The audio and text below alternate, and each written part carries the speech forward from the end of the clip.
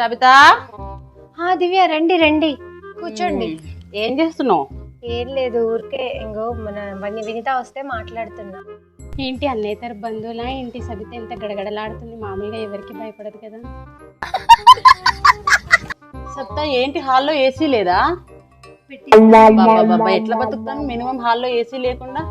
TV remote ఏది? అదో అక్కడే ఉంది చూడు. ఆగు, ఆ టీవీ ఏంటి అంతుంది? బొమ్మలు కనిపిస్తాయా? అయ్యో, ఓ అది మై గాడ్, ఇంకా ఇంకా మీరు అసలు అప్డేట్ అవ్వలేదా? ఓ 75, 85 అదంతా నింపాలి. అసలు అప్డేట్ లో లేరు మీరు అసలు.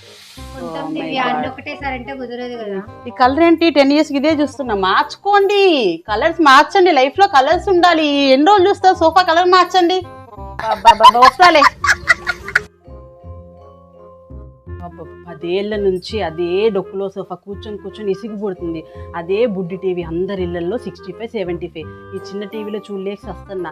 సరే అడ్జస్ట్ ఎలాగల చూద్దామంటే ఎండాకాలం వచ్చిన హాల్లో ఏసీ లేదు. కొత్త నేబర్స్ వస్తే బాగుండు.